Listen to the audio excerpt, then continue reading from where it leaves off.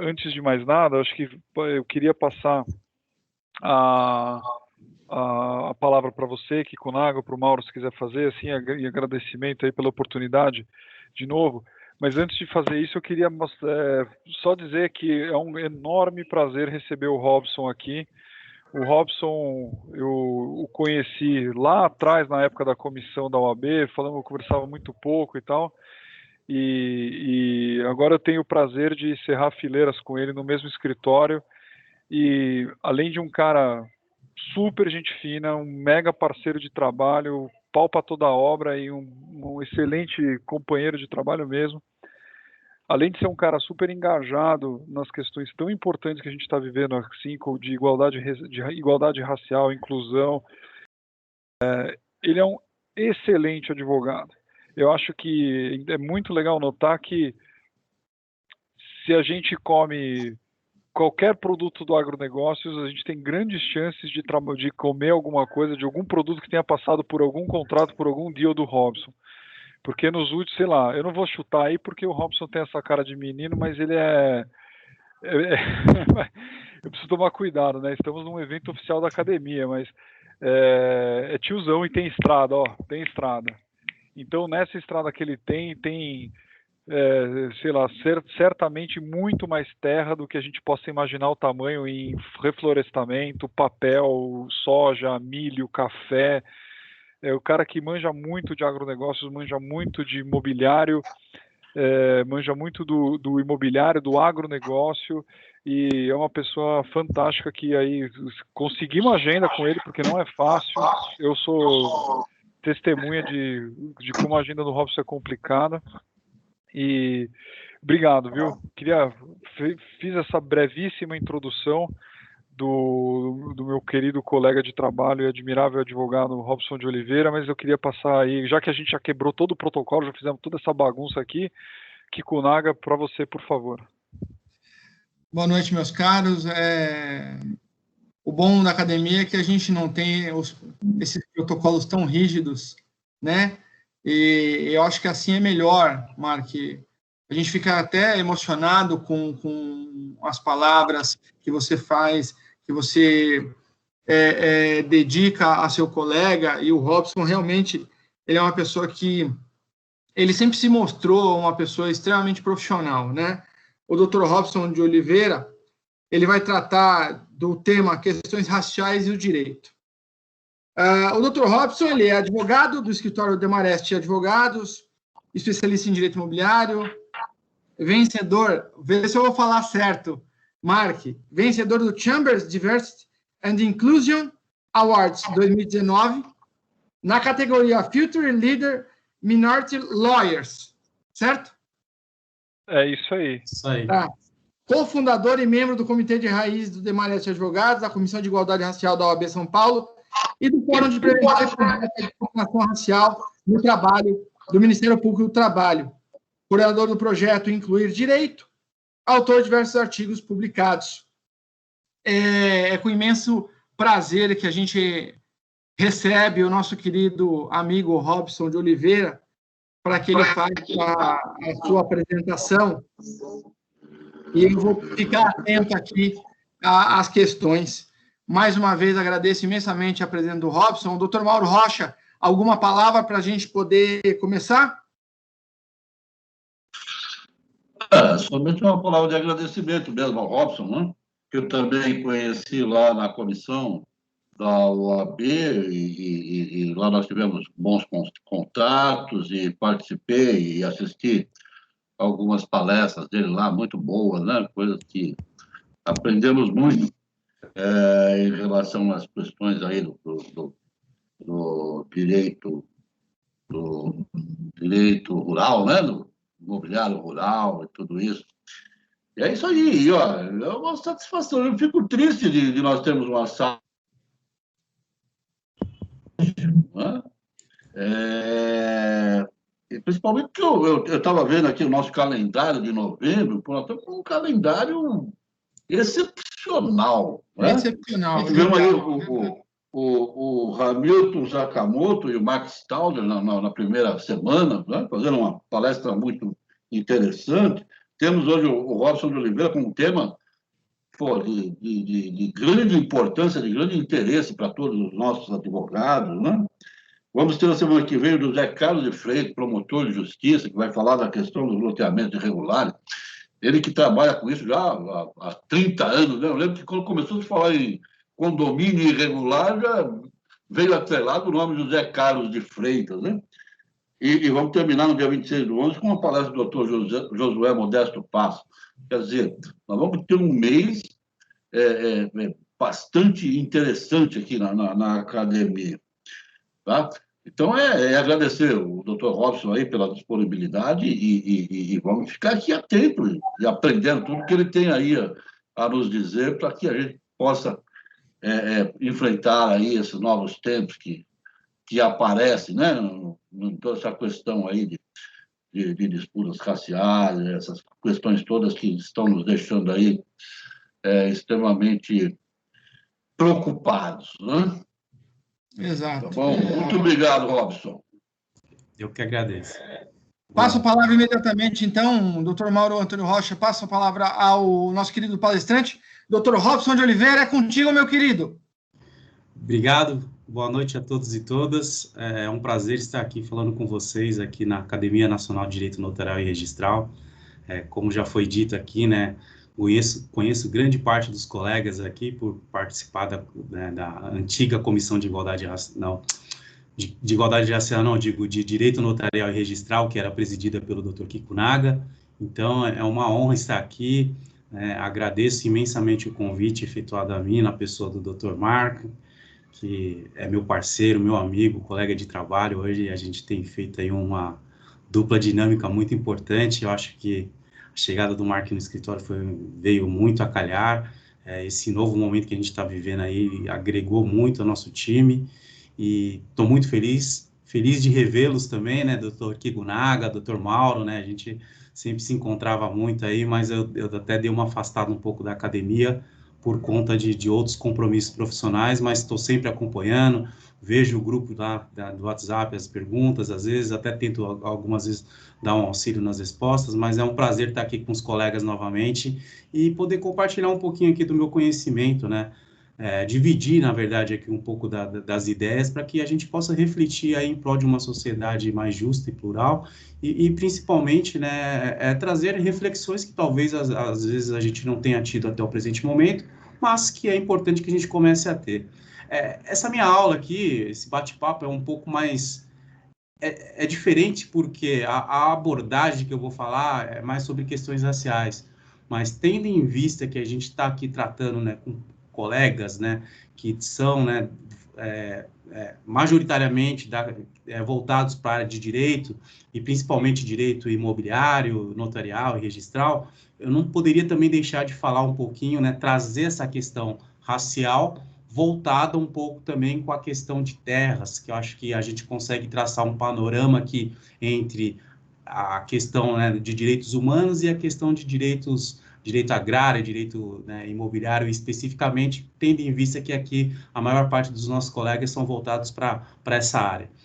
Dito isso, antes de eu começar, inclusive, com a minha fala, eu quero, né, dizer que a gente vai fazer aqui um panorama geral sobre as questões dos aspectos raciais hoje, né? Então, eu vou começar a minha apresentação com um vídeo deixando vocês um pouco situados sobre essa questão dos aspectos raciais. Depois eu vou voltar um pouco no passado para vocês entenderem um pouquinho mais a questão, né, do histórico de como surgiu toda essa questão da escravidão, voltado com lei de terras e outras legislações. E, por fim, eu vou fazer uma outra abordagem, que é trazer na situação atual hoje, que a gente está vivendo, principalmente tendo em vista os últimos acontecimentos, né, em decorrência da morte do George Floyd e outros aspectos que a gente tem aí, que voltado para a questão da raça, e trazer também uma abordagem para que todos aqui fiquem atentos sobre hoje processos de inclusão racial que são evidentes, que são eficazes e principalmente que são necessários nesse novo mundo que a gente está vivendo, porque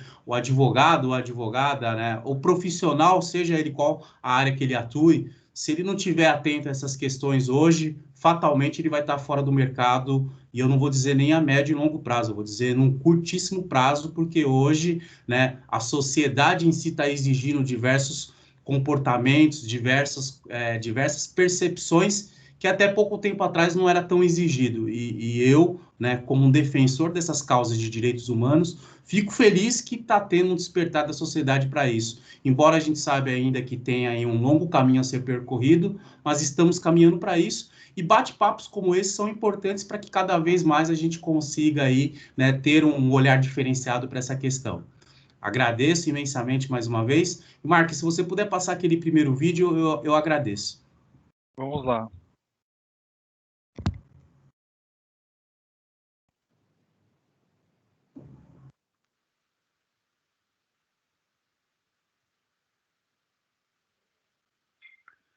Me avisem se começou. A gente não sabe se você é branco ou negro, mas o que dá para afirmar é que esse fato define a sua vida.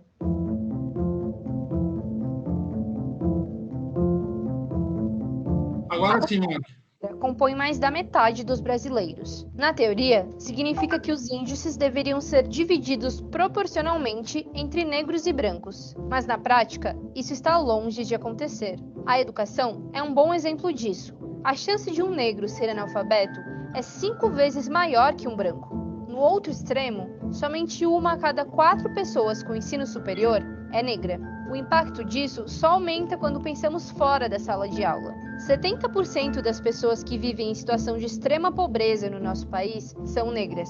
Pessoas com pele mais clara representam 80% dos brasileiros mais ricos. Isso tudo se reflete diretamente na qualidade de vida. Enquanto 70% dos brancos possuem uma máquina de lavar em casa, mais da metade dos domicílios chefiados por uma pessoa negra não tem um eletrodoméstico. O mesmo vale para a internet. Mais de 50% dos negros não possuem nenhum tipo de acesso à rede. Essa proporção também aparece em quesitos ainda mais essenciais para a vida humana. Quase 40% dos negros que vivem em áreas urbanas não possuem esgoto encanado. E 70% das pessoas que dependem do SUS são negras.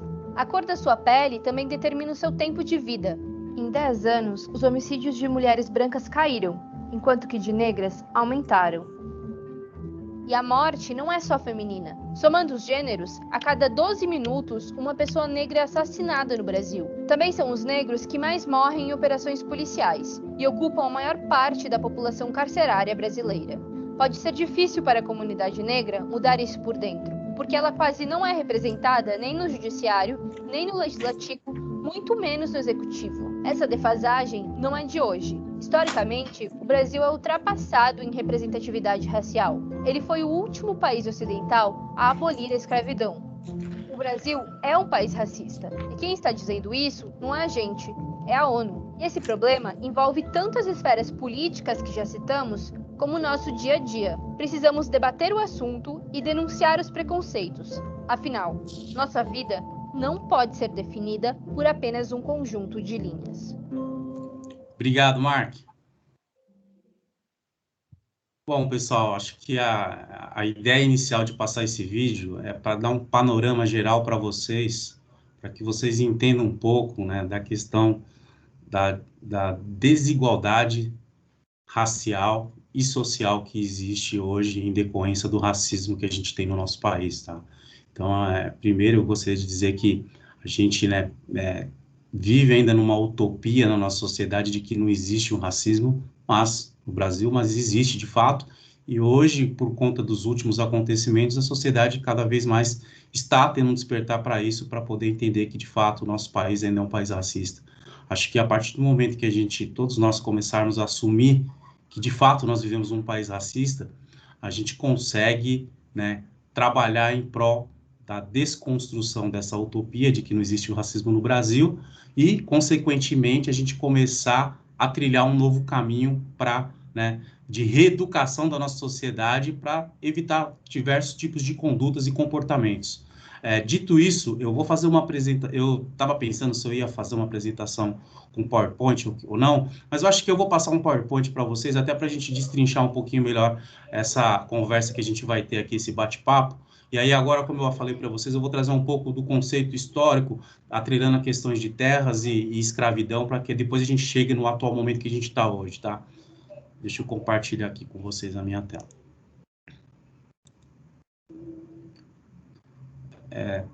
Tá aparecendo para vocês a minha tela? Sim. Tá, legal. Dá para ver direitinho. Então, tá bom. Aqui tem aqui a apresentação, questões de acesso ao direito do Brasil. Aqui é um pouco do meu currículo, aí um resumo do meu currículo, que foi muito bem mencionado aí pelo Dr. Kiko Naga, pelo meu colega Mark aí, aqui muito me honra e me estima, né? E fazendo aqui, né, fazendo um panorama geral da escravidão no Brasil, alguns dados vocês acabaram de ter conhecimento por conta daquele vídeo que foi passado, mas é importante vocês saberem também que o Brasil, né, ele foi o maior, o Brasil foi o maior território escravagista, um dos maiores aqui, pelo menos no hemisfério ocidental, né? O que aconteceu, né? Os negros, né, vieram para cá, né? Eles vieram, né, escravizados, né? Isso tem uma importância muito grande. O Brasil, ele recebeu mais de 5 milhões de africanos escravizados, né? E 40% dessa pessoa, desse total, né, que é em base de 12 milhões de pessoas, foram escravos e sofreram muito por conta da escravidão. E é engraçado quando curioso, né, quando a gente fala de escravos, escravizados, por quê? Porque é importante saber que os negros não vieram aqui para o Brasil porque eles queriam, né? Não, né? E às vezes a gente escuta algumas pessoas fazendo comparação, mas o meu parente veio da Itália também, ou não sei o quê, veio de outros países, né? Mas são coisas bem diferentes, porque o que acontecia? A pessoa negra estava lá no país dela, o negro estava lá no país dela, né? De repente aparecia alguém, algemava ele, açoitava ele, amarrava ele, jogava ele dentro do navio, separava ele da família e ele ficava lá, né? E muitas vezes, né, quando ele era jogado nesse navio, muitos até morriam, né? Então, estima-se que a gente tinha aí nessa travessia entre o Brasil, né, e África, que 14 pessoas negras eram jogadas ao mar por dia, né? Então, muitos até, infelizmente, não chegavam até o destino final, né? Então, aqui eu até coloquei uma foto aqui de um navio negreiro aqui, para que vocês tenham um pouquinho de percepção.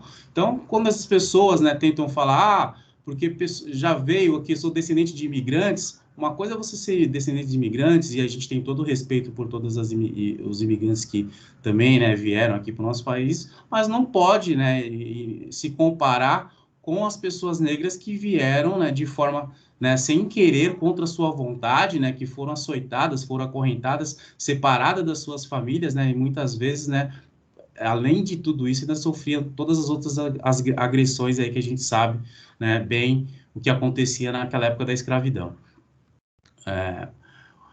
A partir daí, como eu falei para vocês, né, o Brasil foi o último país, né, do Ocidente a abolir a escravidão. Então, aqui eu vou fazer uma linha do tempo, né, de como que aconteceu esse processo, né, do fim da escravidão. Né, a gente teve algumas leis aí que foram efetuadas, né, para que houvesse o fim da escravidão. Lembrando que o nosso país, ele não queria que tivesse, né, o fim da escravidão, porque era muito interessante para eles, né? Enquanto os outros países já tinham abolido a escravidão há muito tempo, o nosso país ainda estava lutando contra. Então, em 1937 foi criada a Lei Feijó.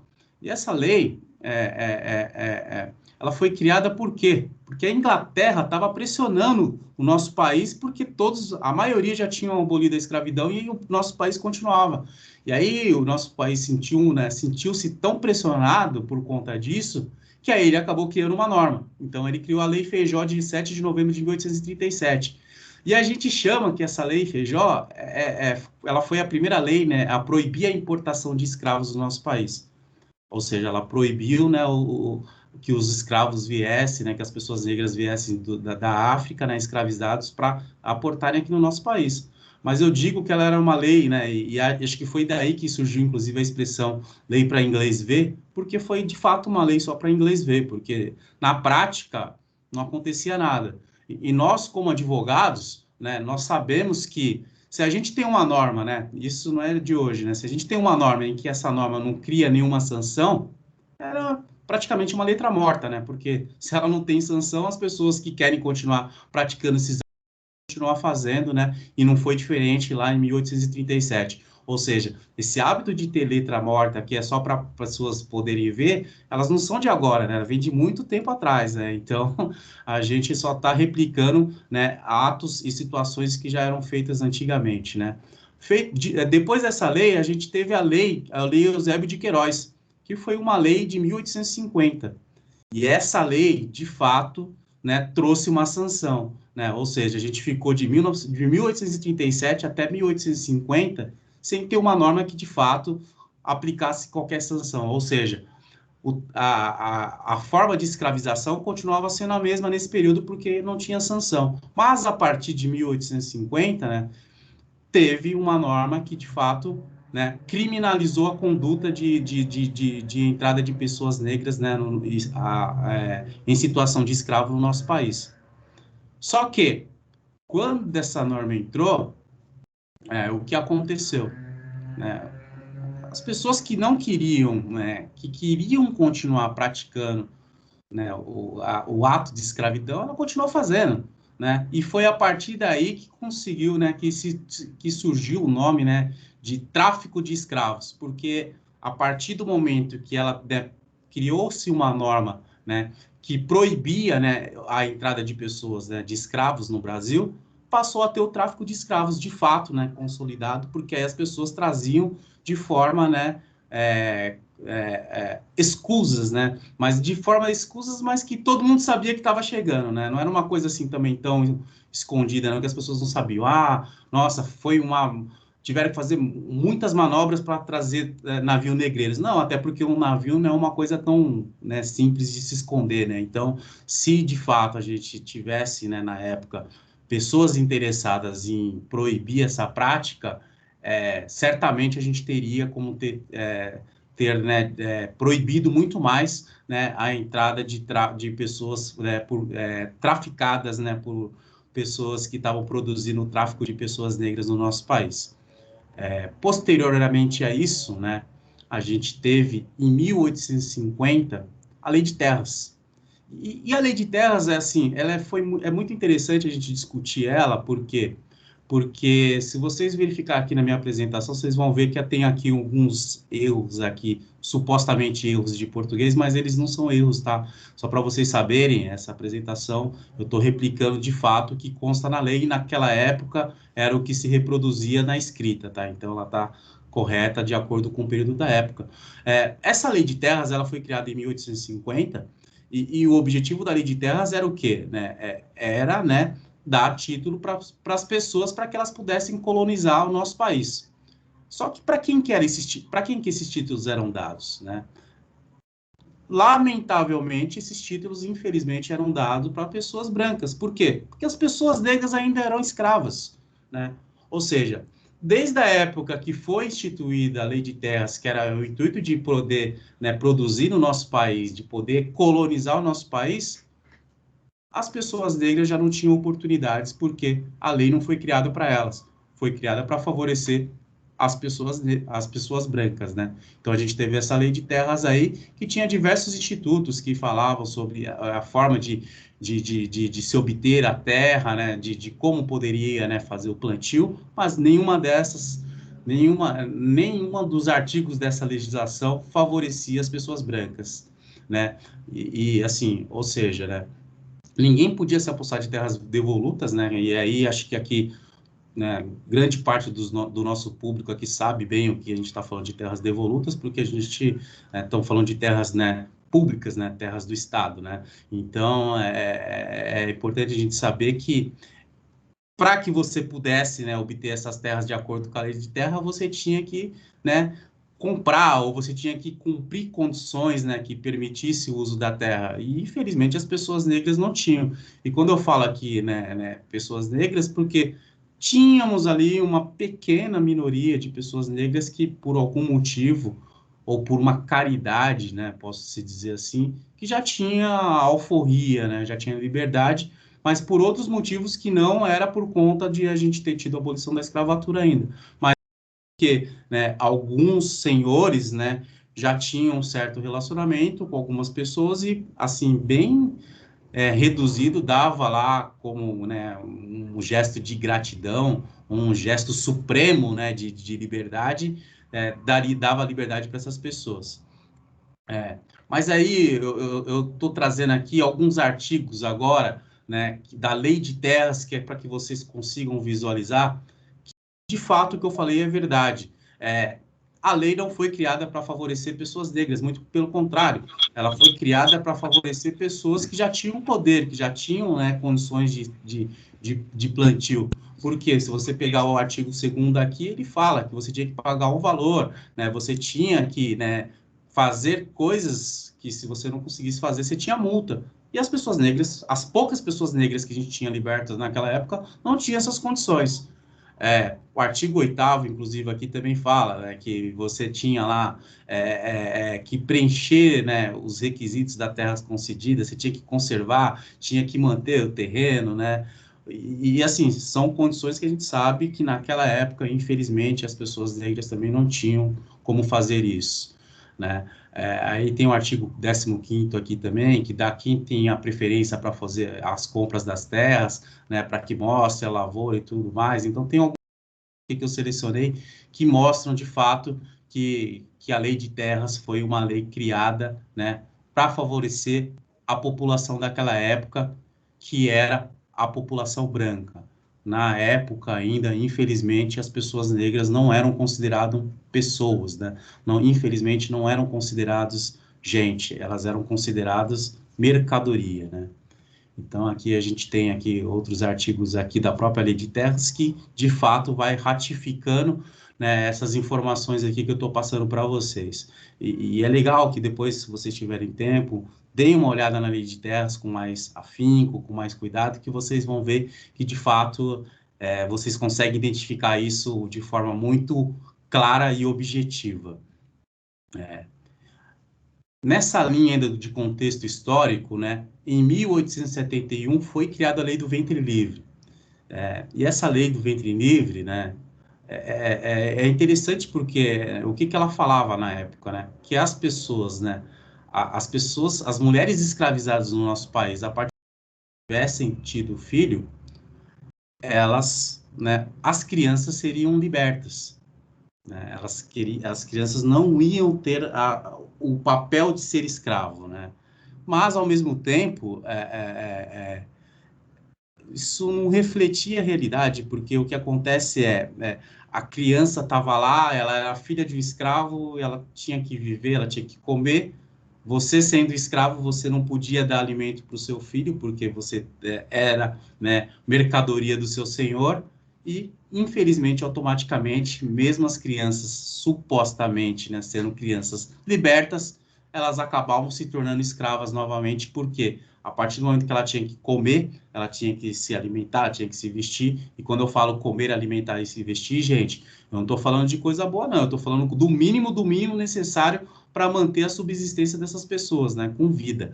Então, ela acabava se tornando uma escrava também, né, só que é uma escrava, entre aspas, livre, né, mas, infelizmente, a gente sabia que na prática não era bem isso. E todas essas leis que eu acabei de mencionar anteriormente, juntamente com a Lei do Ventre Livre, são legislações que foram criadas no intuito de diminuir a pressão social que o Brasil sofria para que acabasse com a escravidão. Né? Mas, infelizmente, ainda teve um longo caminho a ser percorrido ainda, né? Então, depois da Lei do Ventre Livre, foi criada uma outra lei, né? E quando essa lei foi criada, a Lei de Sexagenário, que foi criada em 1885, muitas pessoas, né, começaram a achar, puxa vida, que o Brasil é legal, né? Agora está libertando as pessoas, né? Então, as pessoas que atingiam 60 anos de idade, né, elas, supostamente, elas seriam libertas, né? Só que tem porém nessa questão que é muito importante e que acho que até agora, assim, eu vejo que muitas pessoas não se atentaram a isso ainda, né? Quando o escravo, né, e quando eu falo escravo aqui, eu estou falando das pessoas negras em geral, né? Tanto escravo quanto escrava, né? Ele completava 60 anos, ele tinha que pagar ainda uma indenização para obter a sua alforria. E isso é curioso, porque vamos pensar o seguinte: fui escravo a vida inteira. Aí, quando eu chego com 60 anos, eu tenho que pagar uma indenização. Eu não tenho dinheiro, gente. Como é que eu ia pagar a indenização se eu nunca tive dinheiro? O Robson, Né? Robson, e tem um detalhe. E tem um detalhe interessante, que essa lei do sexagenário, a gente tem que lembrar que a expectativa de vida era menor do que 60 anos, né? É isso que eu... Exatamente, Chico Naga. Você tocou num ponto importantíssimo. Por que isso? Porque quando essa lei foi criada, ela foi criada exatamente para quê? Para diminuir a pressão, né, dos outros países que estavam falando, Brasil, acaba com a escravidão aí. Mas o negro não chegava aos 60 anos. Se ele chegasse nos 50, ele já estava no lucro. E já estava fazendo hora extra, né? Exatamente, por conta, né, de todas as maldades, né, que ele sofria por conta do racismo, né, e da escravidão. E digo mais, Kiko Naga, que quando ele completava 60 anos, ele tinha que pagar uma indenização para obter a alforria. E se ele não conseguisse pagar essa indenização, sabe o que ele tinha que fazer? Ele tinha que prestar serviços para o seu senhor por mais 3 anos. Para poder pagar. Exatamente. Ou então, né, se ele conseguisse prestar o serviço por mais 3 anos, porque, como você bem colocou, se ele já conseguisse chegar nos 60, ele já está no lucro. Se ele chegou nos 63, então, ele já virou, né? Sim. Né, uma pessoa que, assim, já virou Matusalém. E aí é o que acontecia. Se ele conseguiu fazer lá os 3 anos, aí, ok, ele pagou para o seu senhor, aí ele tem a alforria. Só que aí tinha um ponto, né? Tinha aqueles que não conseguiam pagar por esses 3 anos e que poderiam ter a liberdade ao completar os 65 anos. Se você tiver 65 anos, você estava isento da obrigação, né, de ter que pagar, né, a indenização pela alforria. Só que, de fato, pouquíssimas pessoas conseguiram obter esse benefício. Assim, é ínfimo assim, o número de pessoas que, de fato, conseguiram obter esse benefício, porque, de fato, eles não conseguiam chegar nessa idade. E tinha um ponto ainda, quando eles conseguiam, depois de tudo isso, quando eles conseguiam, né, essa alforria, que eles se tornavam libertos, ele tinha que manter no seu domicílio de alforriado 5 anos no município onde ele estava, com exceção da capital. Por que com exceção da capital? Porque, né, naquela época, né, trabalhava muito com lavoura, né? E como vocês sabem, eu sou o homem do agrário, né? Então, essa questão se hoje os espaços são, né, quando a gente está falando de imóvel rural, são longínquos, naquela época era muito maior. Então, se eu tenho que manter meu domicílio, né, meu domicílio de alforria dentro do meu município, provavelmente o meu município todo era o município do meu senhor. Ou seja, eu tinha alforria, mas eu não tinha, porque eu ia ter que ficar no meu município. Eu não tinha como trabalhar, porque eu não tinha emprego. Eu recebia alforria, eu tinha que me virar. O que sobrava para mim, com 65 anos, que já não tinha força, já não tinha mais nada? Eu tinha que implorar as migalhas do meu senhor e me tornava escravo dele novamente, né? Então, é muito triste a gente ver a sofisticação que no nosso país foi criando para evitar, né, ter que abolir a escravidão. Mas, em 1888, né, veio a tão famosa Lei Áurea. A Lei Áurea, que por muitos é interpretada como a lei que salvou os negros, né, que aboliu a escravidão, né, de fato, ela pôs fim à abolição da escravatura, né, pôs fim à escravidão, mas ela não salvou ninguém. As pessoas que têm um entendimento equivocado ao acharem que pessoas negras foram libertas por conta da Lei Áurea, estão muito equivocadas, mas isso é uma história que o Brasil não conta.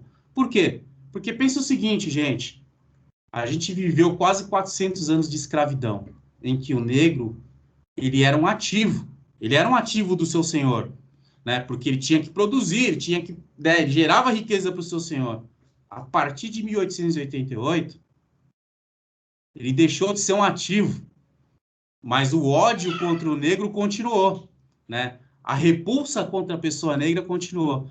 E aí imagine só o seguinte, o país que mais, né, teve pessoas negras, né, que mais escravizou, que mais trouxe pessoas da África, né, para poder fazer aqui a nossa colonização, nosso plantio, tem lá, de repente, é obrigado, né, a libertar um monte de pessoas negras. E nós, como advogados, como operadores do direito, é muito curioso, porque se vocês pegarem, se tiverem a oportunidade de ver a Lei Áurea, gente, a gente sabe que, se vocês pegarem a Lei Áurea, ela tem 2 artigos. E por que ela tem 2 artigos? Porque ela sequer se deu o trabalho de consolidar ou de regular o que viria depois. Porque ela não estava nem aí com o que viria depois. Ela só queria tirar o fardo dela de dizer que ainda era o único país, né, que mantinha pessoas escravas. Então, a partir de 1888, o negro ele foi jogado à sua própria sorte. E aí ficou o legado da escravidão, né? E aí, como é que ficou o legado da escravidão, né? O legado da escravidão é várias pessoas negras sem ter o que fazer, sem ter uma qualificação, sem ter estudo, sem ter conhecimento, sem poder saber falar, elas acabam voltando para quem? Voltavam para os seus senhores, porque supostamente elas viveram a vida inteira sendo escravas e elas não receberam nenhum amparo do nosso Estado para que elas pudessem ter o mínimo de condição digna para começar uma vida, né?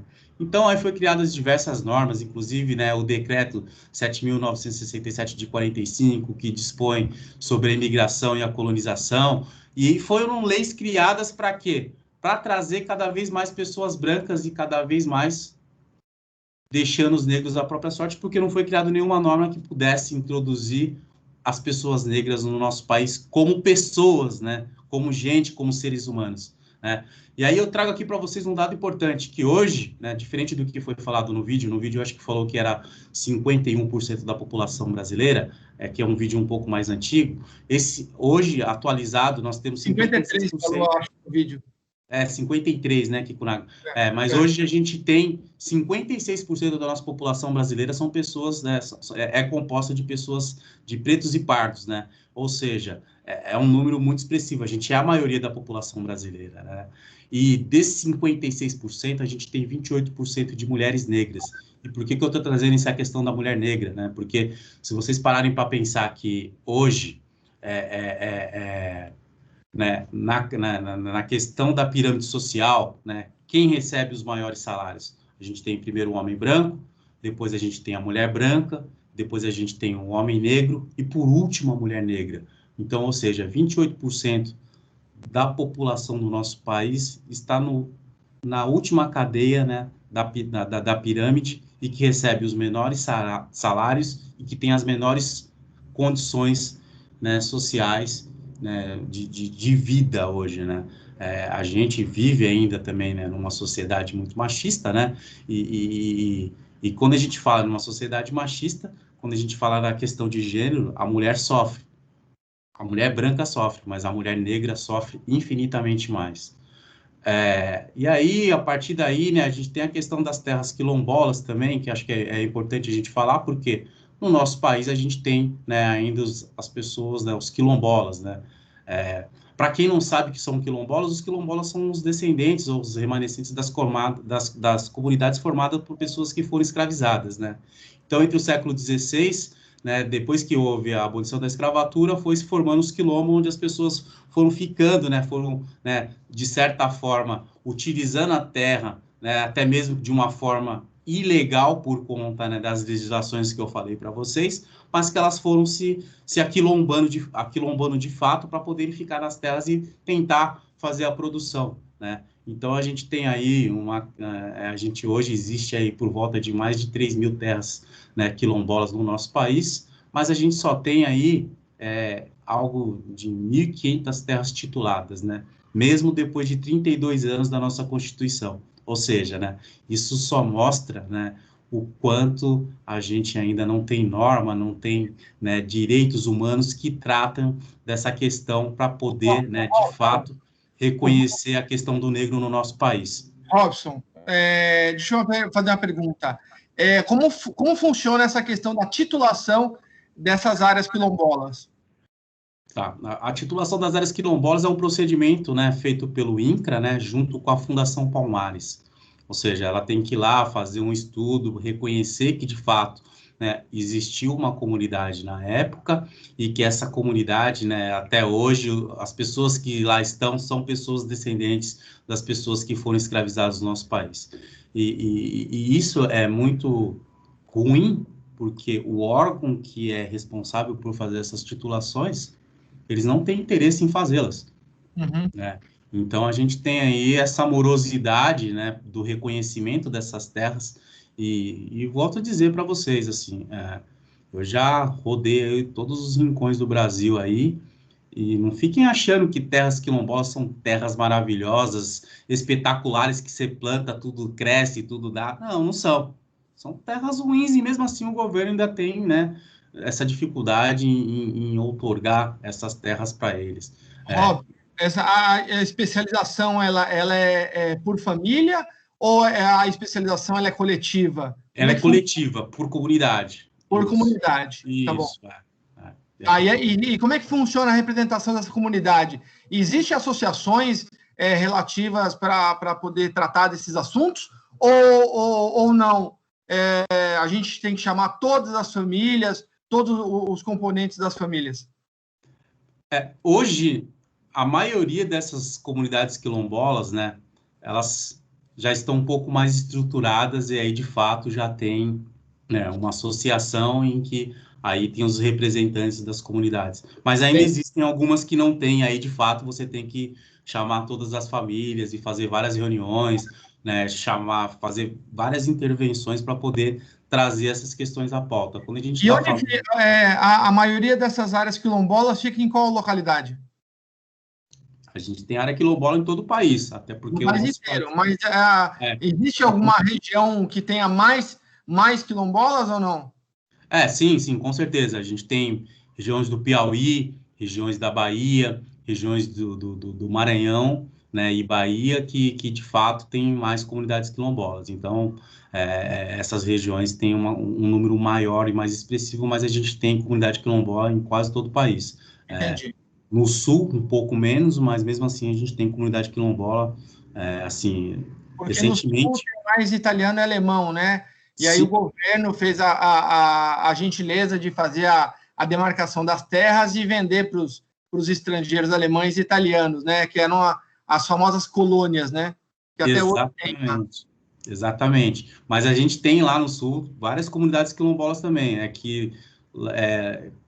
nesse processo, né, de apagamento da comunidade negra, de certa forma, os negros acabaram sendo meio que expulsos de algumas regiões por conta disso que você acabou de falar.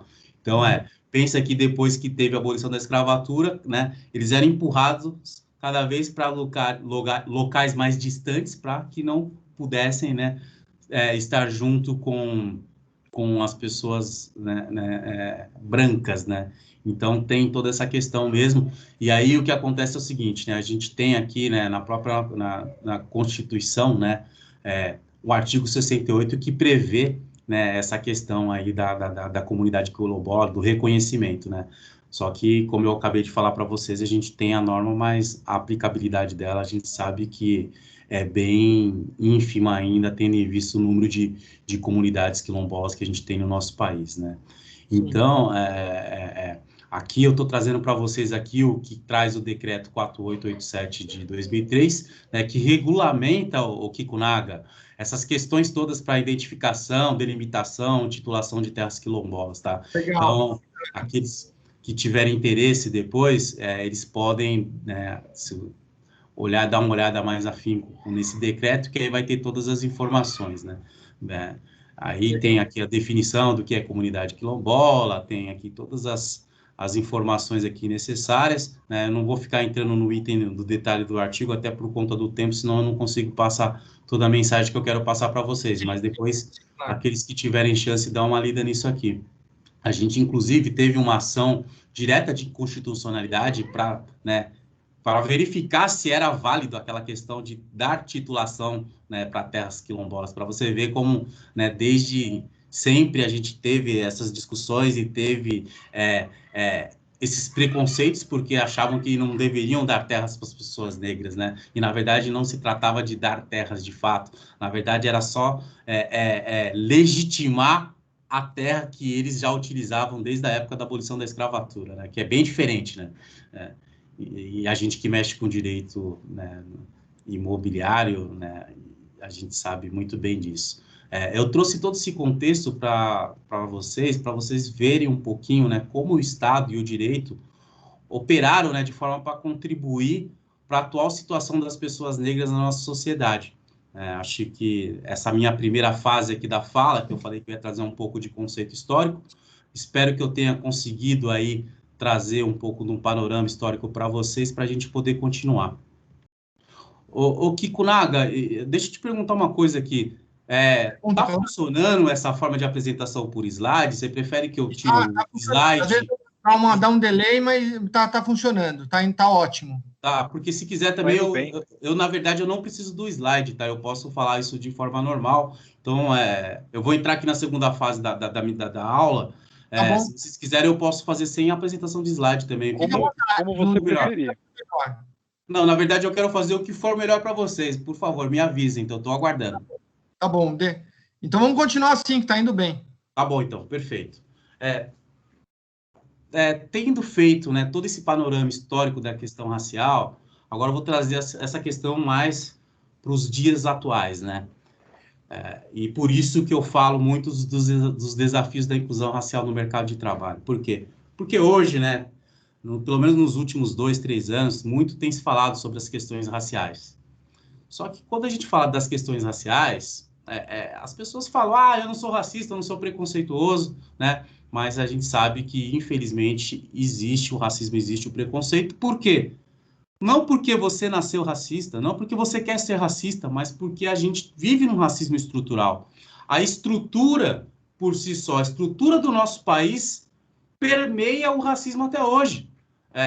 E eu não estou falando isso, não é a percepção do Robson, eu trouxe aqui para vocês fatos históricos, né? Uma linha do tempo para vocês entenderem que desde a abolição da escravatura foram criadas normas e mecanismos para perpetuar, né, o racismo no nosso país. E quando eu digo que o racismo é estrutural, é porque ele não vem de uma pessoa, ele não vem de outra, ele vem da nossa instituição. Então, quando a gente fala no nosso país hoje, eu não sou racista, o nosso país não é um país racista, é mentira. A maior balela do nosso...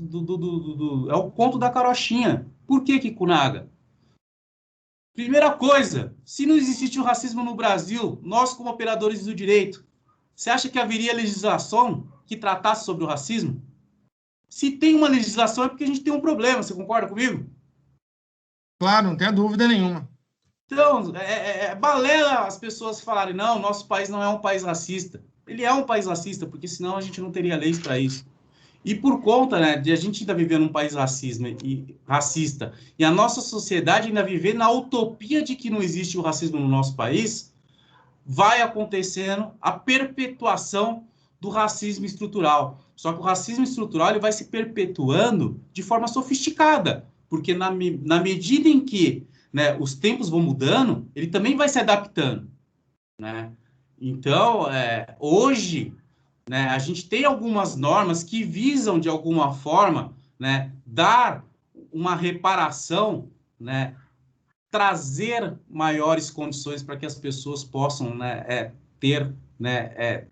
diminuir essa questão do racismo que a gente tem no nosso país. Mas ainda a gente está muito longe disso.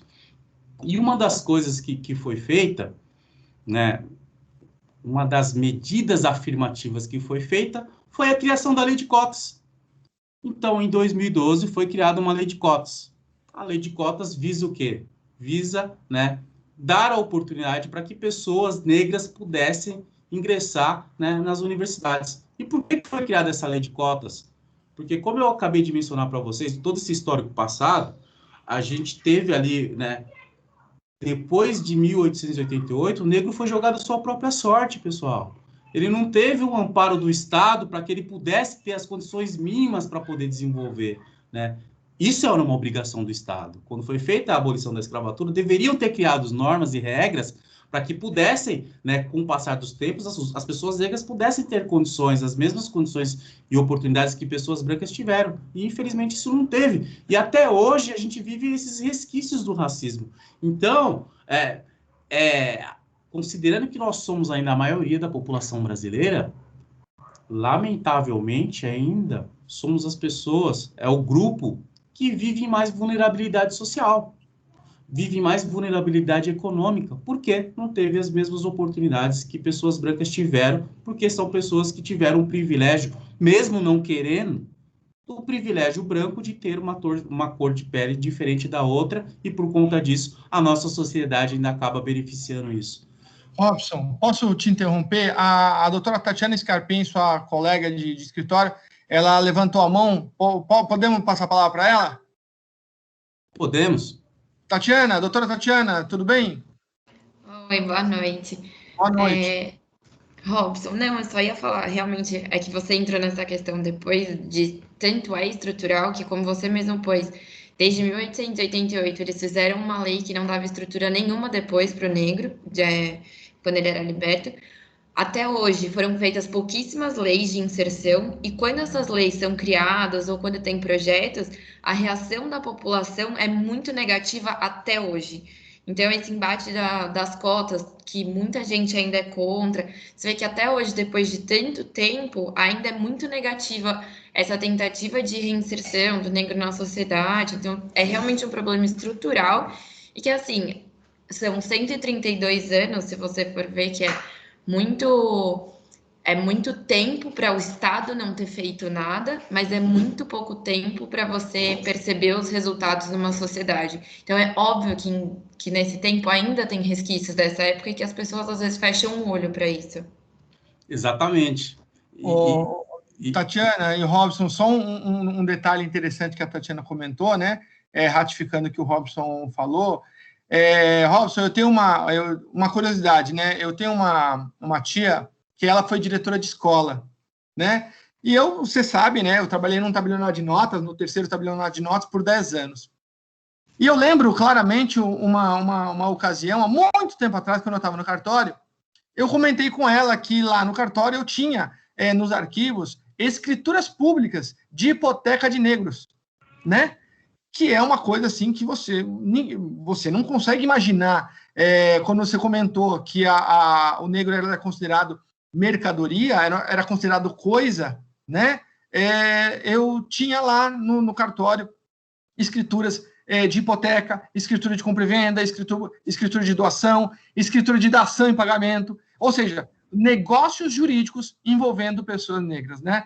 E eu também tinha algumas escrituras de alforria, e são questões interessantes, por quê? Porque a criançada que vai para a escola hoje está muito distante dela o que aconteceu, né? A história de verdade. E quando você pega um documento público e mostra para a criança, olha, isso aconteceu de verdade, né? É um outro tipo de ensino para essa criança. Por quê? Porque ela verifica que aquele fato não é uma historinha de um livro, né? Que pode ser verdade, ou, né? Não, é um documento público onde realmente aquilo aconteceu, né? Então, eu acabei tirando certidões dessas escrituras, presenteei essa minha tia, que era diretora de escola, porque ia ter lá na escola algum tipo de evento relativo a essa questão racial, e aí eu presenteei ela com essas escrituras, essas certidões, e na época lá do Santos Dumont, no cartório, no terceiro tabelionato de notas, também tinha lá a emancipação de Santos Dumont. E aí eu entreguei esses documentos para ela poder circular entre os alunos, para que os alunos entendessem realmente que a escravidão foi uma realidade no nosso país há tão pouco tempo, e esses resquícios que vocês estão falando ainda permanecem. Excelentes ponderações, Kikunaga, e isso que você falou é importantíssimo, porque, como você bem colocou, a gente tem aqui uma questão histórica registrada, é documento, não é o livro contado pela percepção de fulano X ou pela percepção de Beltrano, não, é um conceito histórico mesmo, e que muitas vezes a nossa história, a estrutura do nosso país, ela tenta apagar essas informações. Por quê? porque não é interessante, né, mostrar a realidade, né, infelizmente, né, mas, por sorte, a gente ainda tem documentos, né, que ainda registram esses fatos, né, e que podem ser apresentados, principalmente para os nossos estudantes, porque é importante que, de fato, eles conheçam a história do nosso país, a formação do nosso país, né, para entender, para a gente poder evoluir, a gente precisa entender o passado, né, saber o que aconteceu, né, ver os problemas que a gente está enfrentando hoje, para que no futuro a gente não repita os mesmos erros, né.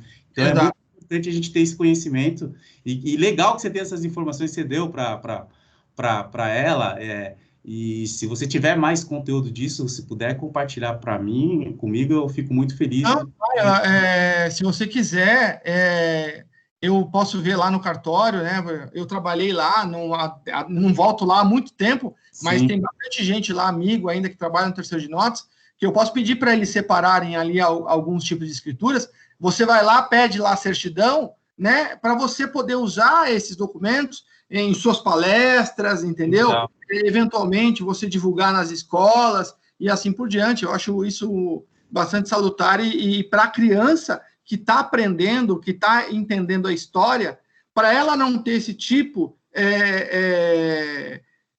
de percepção que a cota é um privilégio. Não é um privilégio. Na verdade, o que você está tentando fazer é equalizar anos e anos e anos de desequilíbrio social, né? Então, assim, são questões bastante interessantes, né? Uma questão histórica também voltada à questão racial. Quando eu fui para o Japão há 2 anos atrás, eu fui no Museu do Imigrante Brasileiro, Japonês, Brasil-Japão, e lá eu descobri que meu avô veio para o Brasil em 1918, 17, e na época da Segunda Guerra, houve um decreto brasileiro onde era proibido alemães, japoneses e italianos de se reunirem, de falarem a língua estrangeira. E aí eu vejo hoje por que meu pai não sabe falar a língua japonesa. Por quê? Porque quando ele nasceu em 1933, meu pai pegou justamente a guerra, quando ele estava crescendo. Então, ele não pôde aprender a língua japonesa. Minhas tias mais velhas aprenderam, né? Os mais novos não aprenderam. Então, são questões históricas raciais, né? Por quê? Porque o Brasil era aliado e o Japão era do eixo. Então, são questões que a gente vai entendendo com a história. Então, é muito interessante você trazer isso para essa juventude, né? Pô, olha aqui, ó, uma escritura de hipoteca. Querido, é hipoteca. A hipoteca que está no Código Civil aí de imóveis, a gente fazia com pessoas, né? E para muita gente, por quê? Se a gente não entender a história, a gente não vai conseguir ser realmente uma sociedade desenvolvida para o futuro, né? É isso aí, legal. Eu vou voltar aqui para a apresentação aqui para a gente. E aí, como eu estava falando, né? A gente tá aparecendo para vocês aí? Tá, sim. Legal. Né, em 2012 foi criada a Lei de Cotas. E como o Kikunaga já acabou de falar aqui, muito obrigado pela sua percepção e sensibilidade com o assunto, Kikunaga, que acho que é importante isso, né? Ainda mais você que é um grande líder aí, né? É muito importante ver o quanto você já está, né, inteirado dessa situação, dessas informações, para a gente, né, cada vez mais fomentar essa em pró, né, das questões sociais que vão ajudar aí a melhorar o nosso país. A gente foi criada a Lei de Cotas em 2012 exatamente por isso, porque as pessoas negras ainda são as pessoas que mais vivem vulnerabilidade social e econômica. Eu não estou dizendo que só os negros vivem, mas as pessoas negras são as que mais sofrem com isso por conta ainda dos resquícios do racismo e principalmente pela nossa sociedade não reconhecer que existe o racismo. Só que a partir de 2012, essa lei de cotas, né? E essa lei, muita gente critica a lei de cotas achando que assim, só está aqui por causa da cota, só entrou aqui por causa da cota. Não, ela veio para poder o quê? Dar as mínimas condições para que essas pessoas negras pudessem participar, né, de uma instituição de nível superior, porque até então elas não conseguiam ingressar. Por quê? A gente vive numa sociedade meritocrática, né? E onde a meritocracia prevalece. Mas como que eu posso falar em meritocracia se eu não tenho as mesmas condições? Se eu não estou partindo da mesma linha de partida, né? Ou seja, eu, né, sempre estudei numa escola, né, com um ensino defasado, né, que não dava a menor oportunidade, e muitas vezes ainda com professores que tinham vieses inconscientes, e alguns não tão inconscientes assim, com relação às pessoas negras, né? Então, eles davam menos atenção para as pessoas negras, né? Então, quando eu estou falando aqui da questão da vulnerabilidade social e econômica, pensa que tinham, né, nas escolas públicas do nosso país, principalmente, né, pessoas brancas e pessoas negras. Só que pessoas brancas, eu até interrompi um pouquinho aqui para olhar um pouco mais para vocês me verem. As pessoas brancas, quando elas estavam, né, nessas escolas públicas, elas recebiam mais atenção dos professores, porque os professores também reproduziam, e alguns ainda até hoje reproduzem, a questão do racismo. Eu já tive professor de falar assim, uma aula assim, eu era novo, falar, é preferível ser negro, né, ela não usou nem o termo negro, ela usou o termo preto, do que ser albino. Era, né, onde eu era, né, a minoria dentro da minha sala de aula. E aí você vê, professor que está ali, que tem a obrigação de te dar a educação, que tem a obrigação de te dar o conhecimento, ele reproduz, né, o que o racismo estrutural vem trazendo. Então, essa norma, de fato, a lei de cotas, ela veio para poder, né, dar o mínimo para que essas pessoas pudessem, né, ter, né, a possibilidade de ingressar nas universidades. E é um fato curioso, a lei de cotas, ela não é uma lei permanente, tá? Quando ela foi criada, ela tem um prazo para ser revista. Essa lei, inclusive, vai ser revista agora. Tem um prazo de 10 anos para ser revista, ou seja, 2022, que está logo aqui, ela vai ser revista. E a gente corre um risco, inclusive, de ela ser, né, suspensa ou cancelada, né? Vamos torcer para que não, porque, de fato, a gente ainda tem um longo caminho a percorrer, a ser percorrido, para que, de fato, a gente possa falar numa sociedade meritocrática, a gente possa falar, né, em condições de igualdade, né? Como que eu posso exigir que uma pessoa participe de um processo seletivo com outra se ela não teve a mesma linha de partida, que ela não teve os mesmos acessos, as mesmas oportunidades, né? Fatalmente a gente acaba caindo numa peneira em que, de fato, as pessoas negras que começam a ter acesso às universidades não conseguem ingressar no mercado de trabalho. E é por isso que eu falo, né, dos desafios da inclusão do mercado de trabalho. Então, aí eu trago esse panorama da questão racial. A minha tela voltou a aparecer para vocês? Voltou.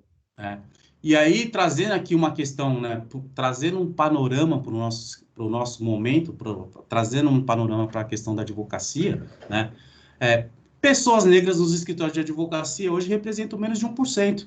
Eu disse para vocês lá no início que hoje a nossa população brasileira é composta a população negra do nosso país é composta de 56%. Ou seja, a gente tem a maioria da população, só que a gente tem menos de 1% de pessoas negras em escritório, nos grandes escritórios de advocacia, né? E eu fico, né, ao mesmo tempo que essa notícia é triste, eu também fico feliz porque eu participei, né, dessa pesquisa que foi feita, né? Eu fui uma das pessoas que contribuiu para que isso acontecesse, junto com o escritório, na verdade, né? Quem contribuiu foi o escritório, o meu escritório Demarest, né, que contribuiu para o resultado dessa pesquisa, mas eu estava lá engajado, né, desde o início para que isso pudesse acontecer. Por quê? O primeiro fato da gente reconhecer que a gente vive numa sociedade racista é reconhecer o erro. E aí, quando a gente fala que a gente tem 56% da população brasileira que é composta de pessoas negras, e a gente tem menos de 1% de pessoas negras hoje ocupando o espaço em escritório de advocacia e em grandes escritórios, mostra o quanto esse racismo estrutural continua se perpetuando ao longo dos tempos, né? E aí, né, por conta de todas essas discussões que a gente tem tido hoje, né, muitas pessoas, muitas empresas, muitas instituições têm falado, eu sou uma empresa inclusiva, não, eu não sou racista, não sou preconceituoso. Tá bom, mas faz o teste do pescoço, não precisa nem fazer em números, faz o teste do pescoço. Quantas pessoas negras tem no seu estabelecimento? Começa a olhar os estabelecimentos que às vezes as pessoas brancas costumam, né, ir, os restaurantes, e ver onde estão as pessoas negras nesses locais. Geralmente elas estão em locais de subalternidade, né, estão em posição de menos, né, destaque, né, estão em cargos, né, com posição menos estratégicas, né. Não que isso seja um demérito, não é isso, né. O ponto aqui que a gente está trazendo para a discussão é que pessoas negras hoje, a gente tem várias pessoas negras que estão se formando, que já se formaram, que tiveram acesso à universidade e que infelizmente não estão conseguindo ingressar no mercado de trabalho, né. E ela não está conseguindo ingressar no mercado de trabalho por quê? Porque mesmo depois de todos o sofrimento, de toda essa gama, né, de sofrimento, ela ainda tem dificuldade para ingressar no mercado de trabalho, porque a gente ainda tem, né, os viés inconscientes, e alguns não tão inconscientes assim, para fazer contratação de pessoas negras, né? E por isso que eu digo que quando, né, as empresas, as instituições hoje estão falando que não são racistas e que elas são inclusivas, é muito importante ter certeza se de fato isso procede ou não, né? Porque hoje, por conta de todas essas discussões e os acontecimentos que têm acontecido nos últimos anos, e principalmente nos últimos 6 meses, até mesmo por conta do assassinato de George Floyd, tem se falado muito que não, nós somos inclusivos, não somos racistas, não somos preconceituosos, mas será que não são mesmo? A gente faz a inclusão. E aí eu digo o seguinte, que para você fazer a inclusão, você tem que fazer a inclusão de forma genuína, não adianta simplesmente você pegar, né, e falar, não, eu tenho aqui pessoas negras e colocar pessoas negras só para falar que tem números, né? Então, eu defendo que para fazer a inclusão de forma genuína, você precisa, né, uma empresa precisa fazer no mínimo 4 pilares que eu defendo muito, que é o pilar da admissão, o do acolhimento, a da capacitação e do treinamento. Por que eu defendo esses 4 pilares? Porque, de fato, você tem que fazer um trabalho de admissão, né? Hoje, por conta, né, dessa questão toda que a gente acabou de mencionar aqui, pessoas que saíram da universidade e que ingressaram na universidade, às vezes, por conta da lei de cotas, ou mesmo sem ter sido por conta da lei de cotas, infelizmente, elas ainda têm um gap em relação às pessoas brancas que tiveram outras oportunidades, né? Na sua grande maioria, as pessoas brancas ainda têm uma posição um pouco maior, tiveram acessos melhores, tiveram uma formação de base muito melhor para estar participando de processos seletivos, né? Então, ou seja, se uma empresa de fato é inclusiva, ela tem que, né, olhar esse profissional, não só o currículo dele em si, mas ela tem que olhar para esse profissional a curto, médio e longo prazo, o que ele vai poder agregar dentro da sua, né, da sua empresa. E por isso que eu falo da admissão. E aí, depois desse item, é necessário que se faça o quê? O acolhimento. E por que é necessário fazer o acolhimento? Ô, Mark, faz um favor para mim, coloca aquele segundo vídeo que eu mandei para você. É um vídeo rapidinho, mas é interessante vocês verem por que a questão do acolhimento. Eu não recebi o link. Eu só recebi um link.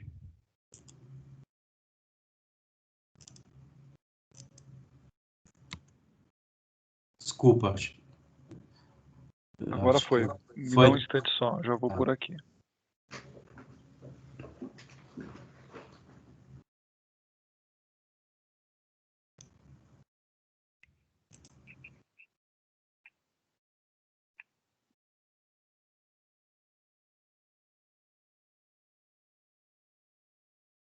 Tá.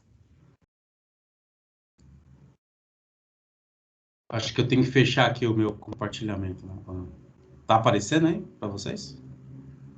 Vamos ver, vou ligar aqui. Isso, legal. Isso aí, é esse mesmo. Tá aparecendo? Tá. Se você Com puder áudio? aumentar a tela. Só que ele tá sem áudio.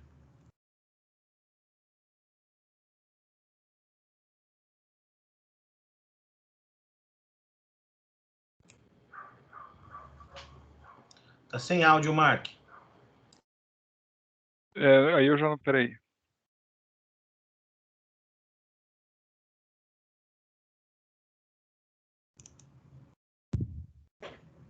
Só um instante, desculpe.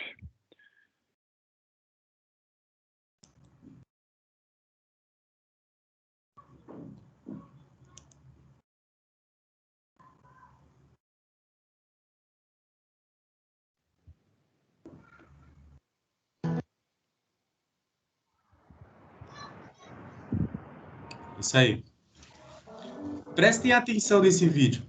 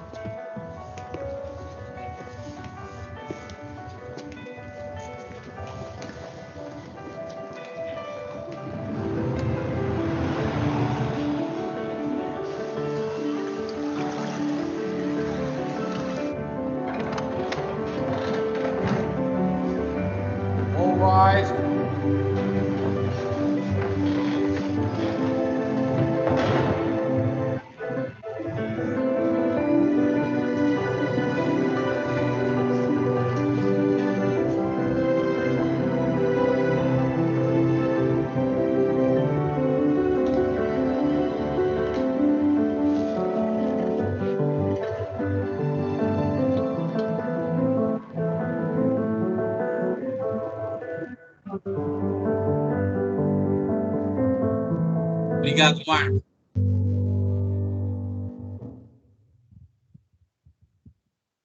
Gente, por que eu pedi para mostrar esse vídeo para vocês? Para que vocês, eu não sei se mostrou tudo para vocês aqui, para mim teve um pouquinho de delay, mas o que eu queria que vocês captassem nesse vídeo é o seguinte, o quanto, nos dias de hoje, as pessoas negras sofrem um olhar preconceituoso.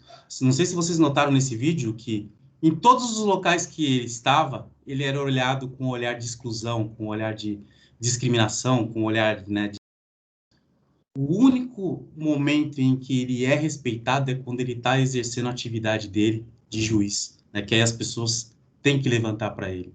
Mas as pessoas levantam para ele num primeiro momento, né, nem querendo levantar, porque no final elas nem imaginam que um negro pode ser um juiz, uma pessoa negra pode ser um juiz, mas elas é obrigada a fazer isso por conta da função que ele exerce.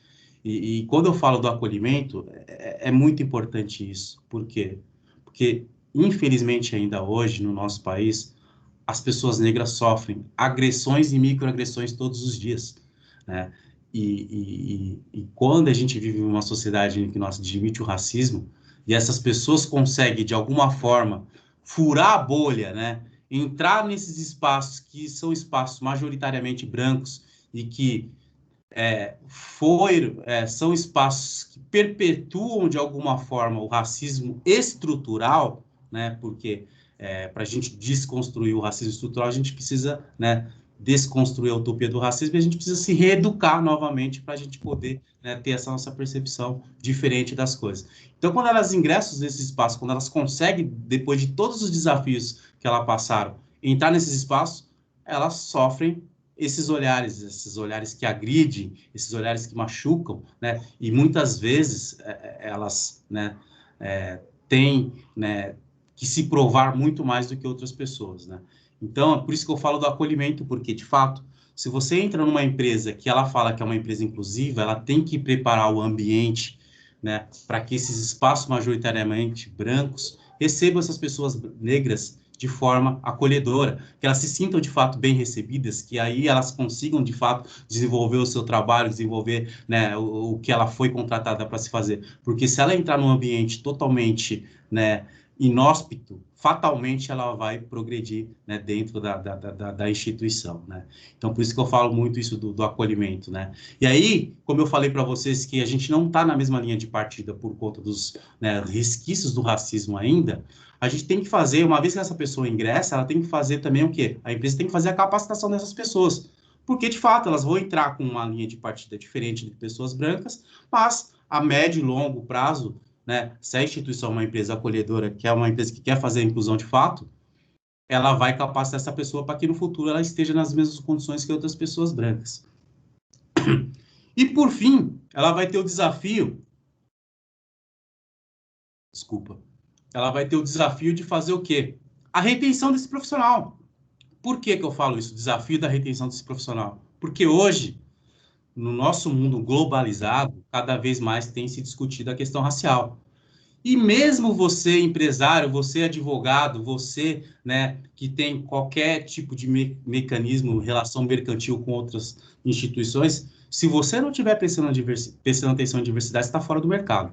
Você pode não estar fora hoje, mas fatalmente você vai estar fora. E hoje, pessoas que têm, né, empresas que têm pessoas, né, negras, né, capacitadas, depois de ter feito todo esse procedimento, é um profissional que está sendo muito procurado no mercado. Eu até, às vezes, eu brinco muito, né? Brinco não, né? Eu falo com, né, o pessoal da comunidade negra, que eles falam, mas muitas vezes essas empresas estão fazendo por um viés econômico. Sim, muitas vezes estão, porque se elas não fizerem, elas vão estar fora do mercado.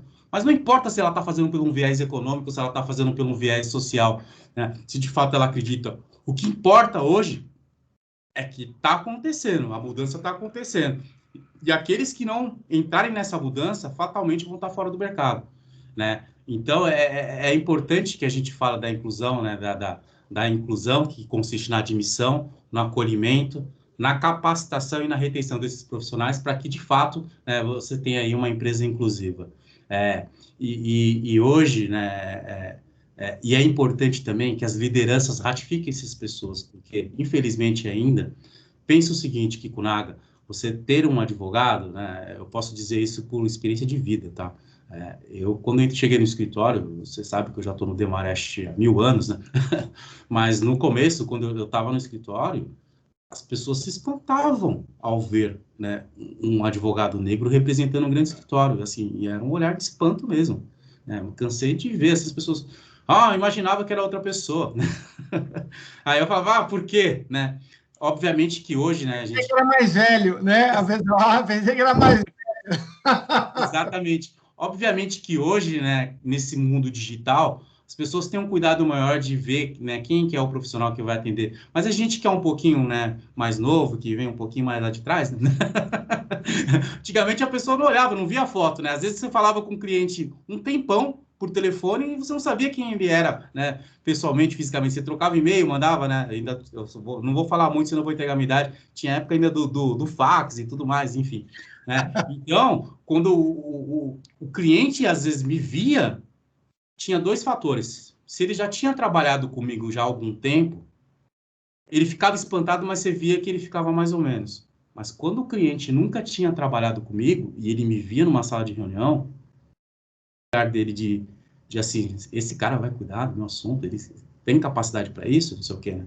E aí, eu tive sorte. Tive pessoas dentro do meu escritório, da minha instituição, que me ratificaram. Falaram, é ele sim, se ele está aqui é porque ele é bom, né? E é importante isso, né? Que o líder ratifique essas pessoas que estão ingressando hoje dentro do mercado de trabalho, para que quebre, né, esse paradigma de que, infelizmente, pessoas negras não são pessoas capacitadas, não são pessoas competentes, porque isso, de fato, é bobagem, né? É bobagem, mas é uma bobagem que as pessoas ainda acreditam, né? Então, assim, até para me encerrar aqui por conta do tempo, a mensagem que eu quero passar aqui para todos é: tenham empatia com essa questão racial, né? Olhe para a pessoa negra como se estivesse olhando para você, né? Entenda um pouco o histórico daquela pessoa para que você saiba de onde ela veio, para que você consiga entender aonde ela está hoje e aonde você pode ajudar. E eu falo isso, Kikunaga, assim, de coração aberto, a gente já se conhece há tanto tempo. Na minha vida, assim, eu vou falar que eu sou um cara de sorte, porque eu tive sorte de passar e conhecer pessoas que, né, de certa forma, né, me ajudou e me apoiou, né? Mas eu acho que a gente não tem que ficar contando com a sorte, porque a gente está falando de 56% da população brasileira. Eu sou a exceção da exceção. Não tem por que eu ser exceção se a população negra é a maioria. Devia ser o contrário, né? Então, eu acho que a gente aqui, como operadores do direito, como formadores de opinião, como pessoas que defendem, né, os direitos de outros, a gente tem que ter um olhar mais atento para isso, né, e identificar essas questões e coibir esse tipo de conduta, né? E quando eu falo coibir, é coibir de todas as formas possíveis, né? Às vezes você está vendo a outra pessoa lá fazendo o que o professor Adilson Moreira chama de racismo recreativo, que é diminuindo aquela pessoa por conta da sua pele, da cor da sua pele, ou diminuindo aquela pessoa por conta, né, da sua orientação sexual. Não, gente, não faz isso não. Isso que você está fazendo é feio, porque se você, que é um líder, né, vai lá e recrimina aquela pessoa que está fazendo aquilo, por mais que ela queira fazer, ela não vai poder fazer de novo. E as empresas que são inclusivas, as empresas que de fato fazem a inclusão hoje, né, inclusive no seu próprio manual de conduta, ela já coloca que esse tipo de prática não é tolerada. Então, é importante que a gente tenha esse olhar atento para essas questões. E eu espero que aqui eu tenha conseguido passar aqui de uma forma bem sucinta, porque se a gente se deixasse aqui, a gente ia ficar aqui horas e horas falando disso, porque vai por mim, tem assunto para falar, né? Mas o tempo não nos permite, mas eu espero que eu tenha sido aqui um pouco objetivo e esclarecido alguns pontos para vocês com relação às questões raciais e envolvendo o nosso direito aí. Eu agradeço. Obrigado, Robson, mais uma vez pela gentileza de participar dessa palestra virtual conosco aqui. Passa a palavra imediatamente ao Dr. Mark Stalder, teu colega, para fazer as suas considerações. Dr. Mark, está por aí? Opa, sempre firme e forte. Eu queria agradecer o Robson e dizer assim que, de novo, aprendi mais um pouco com você, meu amigo. Isso é muito bom, muito legal. Conversar sobre esse assunto, como todos os outros, é muito importante. E queria te agradecer de novo pela paciência e já te convidar para a gente fazer mais um evento, porque eu sei que ficou muita coisa para trás sem falar. Ou seja, acho que até é legal ver as provocações aqui, rolou no nosso chat falando da lei que tinha previsão, porque olha o absurdo, né? Hipoteca de pessoas, e de fato só aconteceria porque tinha previsão legal. A Juliana colocou aqui a lei, a lei do Registro Geral de 1864. É uma pena que a gente teve que viver isso, e é uma pena ainda maior o trabalho que dá para superar isso, mas superar de uma forma legítima e uma forma definitiva. E muito obrigado, Robson. Maurão. Fala, Mark. Não, Mauro, se você quiser falar alguma coisa, o Konaga está contigo. Eu vou deixar meu abraço para o Robson, já agendar, então, mais 2 palestras. Uma palestra de continuação dessa e outra palestra para a gente tratar da questão de imóveis rurais, meu caro, tá bom? De imóveis rurais. Mark, já deixa aí na agenda aí para a gente já poder trazer o conteúdo e, quem sabe, aí o Robson aí na revista virtual ou um artigo lá no Migalhas, tá? Já tá intimado. Meu querido, muito obrigado. Só um lembrete. O Robson está participando comigo, com o Thiago, com o time de advogados sêniores do Demarest, professor Silvio Venosa, você, Kikunaga, e mais aí uma pleiade de estrelas de um material que vai ser divulgado nos próximos dias sobre o uso capião. E o artigo que o Robson escreveu, depois o Heitor pode falar um pouquinho também, mas o artigo que o Robson escreveu sobre a uso capião no âmbito de impossibilidade de divisão amigável, etc., esse é um dos temas que a gente precisa trazer o Robson para falar aqui na próxima vez. O tema desse artigo é a uso capião como forma de regularização da copropriedade, né? Então, é um tema interessante aí que a gente consegue abordar aí e trazer para as questões rurais também. Legal. Para a agenda de janeiro. Isso, para a agenda de janeiro. Robson, meu grande abraço, fica com Deus. E já passo a palavra ao doutor Mauro Antônio Rocha para ele fazer as considerações finais de encerramento. Doutor Mauro. Ok, Kunaga. É importante a gente falar sobre esses assuntos, né, rapaz? Eu estava aqui ouvindo com atenção e eu tive 2 constatações que me fizeram ficar pensando e entrar num devaneio aqui das coisas, né? A primeira delas, isso eu já tenho sentido já de algum tempo, isso não é de hoje, já tem algum tempo, alguns anos já que eu estou sentindo, que é o seguinte: eu lembro da minha infância, lembro da minha juventude, e eu lembro que eu convivia com muitas pessoas negras. Ou seja, no local onde eu frequentava, existiam muitos negros. Não é? Isso foi rareando com o tempo.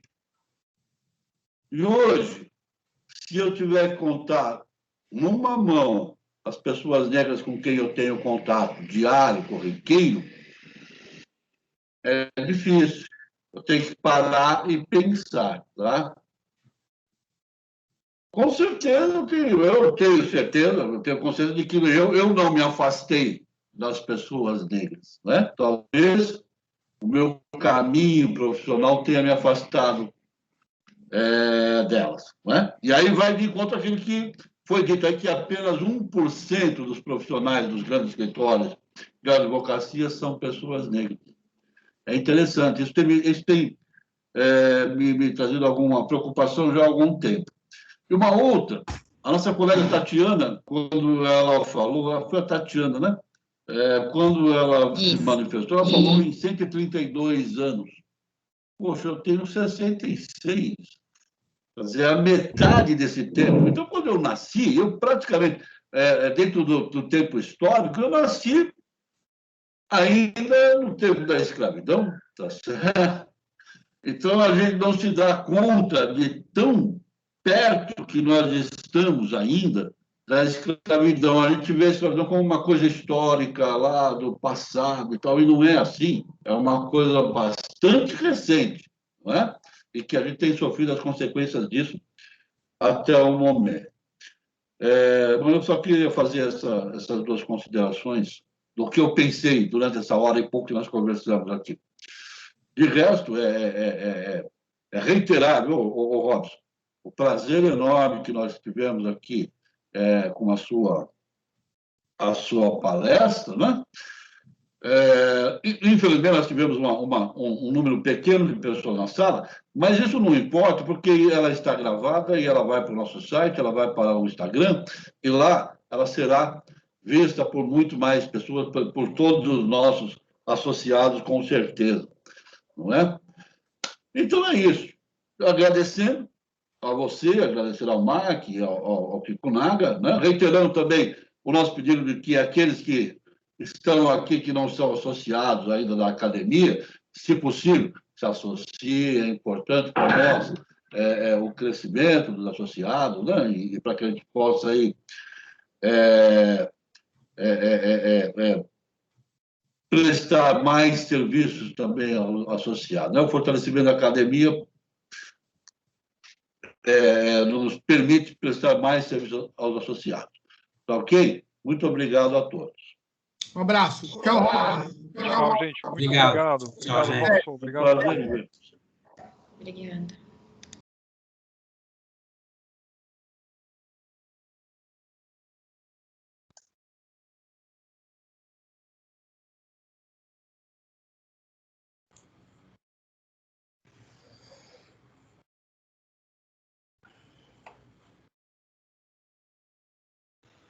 Fala, Heitor. Fala, Maurão. Tudo bem? Tudo bem? Tô de Keila hoje aqui. Abre o microfone aí. Ouvindo? Tá me ouvindo? Alô? Oi? Não me ouve? Tá sem microfone?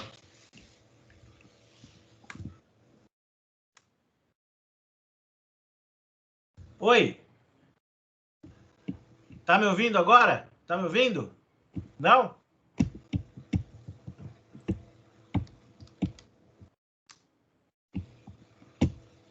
Aí, fala, Heitor. Tá me ouvindo? Agora sim, eu é que estava contando com Ah, o microfone desligado. não, eu tô aqui fazendo as vezes da Keila aqui hoje de bastidores aí. Ah, Maravilha. Excelente evento. tudo bem contigo?